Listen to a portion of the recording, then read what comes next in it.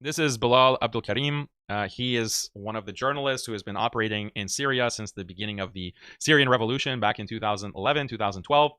And I respect this brother, Bilal, because unlike a lot of these Arab ethno-nationalists, Arab supremacists, Wahhabis, he actually was honest in saying that when it comes to Ahmad Sharaa or Jolani, yeah, we're optimistic. I'm happy that Assad is gone. The brutal dictatorship of Assad is over. But are we going to really be sure that Jolani is going to be better? That the situation is going to be better in Syria? Let's wait and see. So he expressed skepticism in the same way that I express skepticism. I don't think he expressed as much skepticism as I did. But he wasn't one of these fanboys. He wasn't one of these people saying, "Oh, the Blessed Revolution. Oh, this is first Damascus, then Jerusalem." Like he wasn't spreading this propaganda like these other compassionate imams, the Dawah Mafia, and these losers. He wasn't actually on that train. And so I respect him for that. And now he's one of the few who's actually pointing out how bad things have gotten within Syria in just 7-8 months. So let's listen to what he has to say. He's giving this update. This is one of the first videos. He put out a series of videos. The revolution was supposed to be about justice.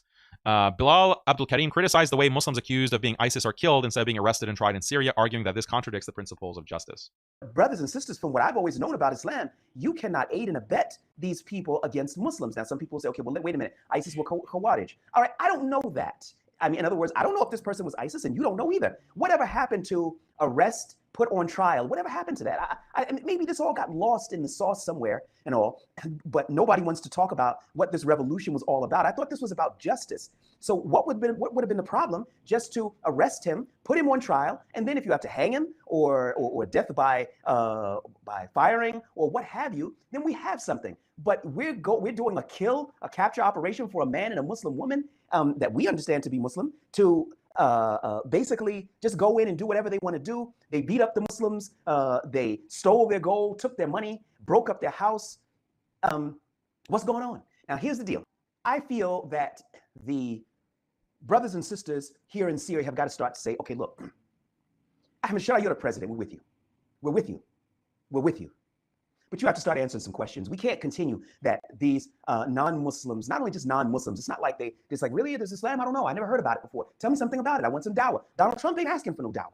Donald Trump is killing the Muslims in the Palestinian territories alongside the Israelis. And I got to tell you something. I don't know if Ahmad Sharaa knows this or not, but I gotta put it to you straight. Yo, when you're working with the Americans, the Israelis are not far behind. I'm not saying he's working with the Israelis. I'm not saying he's working with the Israelis. I'm not saying he's working with the Israelis. What I am saying is that I know how the Americans operate and how they think. So, I mean, so much that can be said. So what's happening is that the US and Israel actually are operating in Syria and just doing whatever they want, taking out targets, and maybe they coordinate with Ahmad Sharaa's government or not. They're raiding villages, they're going after their political targets, and these are Muslims. And this is, where is the justice? Like, where is the rule of law? Like, where is due process? This is what Bilal Abdul Karim is saying. He's saying that if Ahmad Sharaa is going to be better than Bashar al-Assad, if there's really going to be any kind of improvement in terms of the country for Syrians, there has to be justice. And the very basic foundation of justice is that there needs to be due process. If someone's accused of a crime, like being a part of ISIS and plotting with terrorism with ISIS or whatever, then that person needs to be first charged with that crime. He needs to face a judge. There needs to be evidence that's brought. He needs to be convicted, and then he can face the consequence. That's due process. That's justice according to the standards of Sharia, according to Islam. You don't just allow America, non-Muslims, to come in and kill someone, and they say, well, we can do that because he was ISIS. We just say that he was ISIS, therefore you have to believe us. So this is what Bilal is concerned about. He's saying that this is exactly the kind of extrajudicial targeting and killing that Bashar al-Assad was involved with, and all of these Arab tyrants throughout the Arab world and in many parts of the Muslim world are involved in. So this is not an improvement. This is not some kind of Shara'i Islamic revival in Syria. And look how charitable he is. We have to tell Ahmad Sharaa, we're with you. We're with you. We're with you. Even though you're doing everything to betray our trust, we're still with you. We're going to fall for it again and again and again. I mean, Bilal has no choice but to say this because Bilal is in Syria. And if he's not careful, he's going to see what kind of lack of justice actually exists.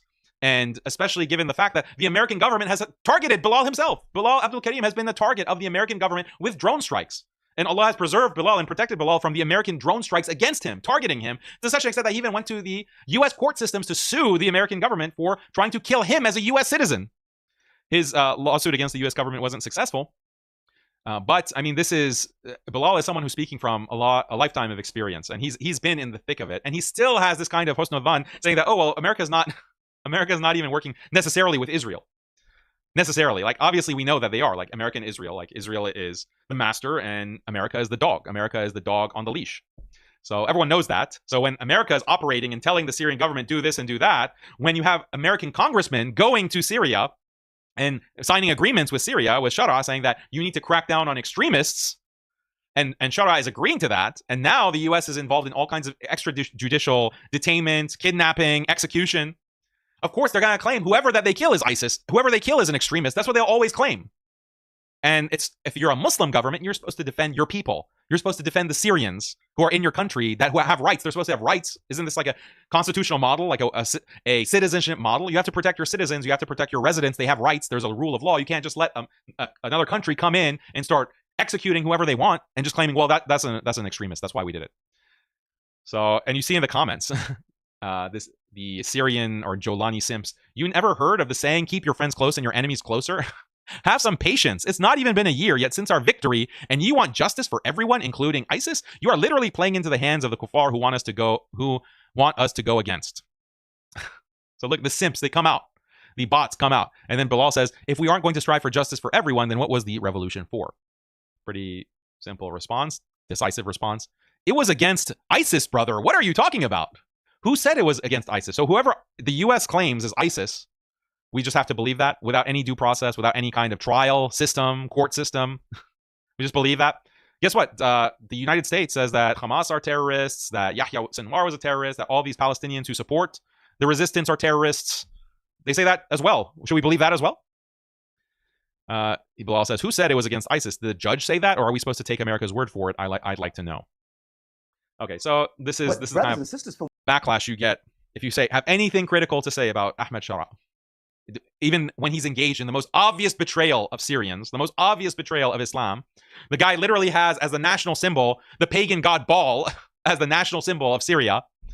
But no. Excuses. We have to make excuses. We're with you all the way.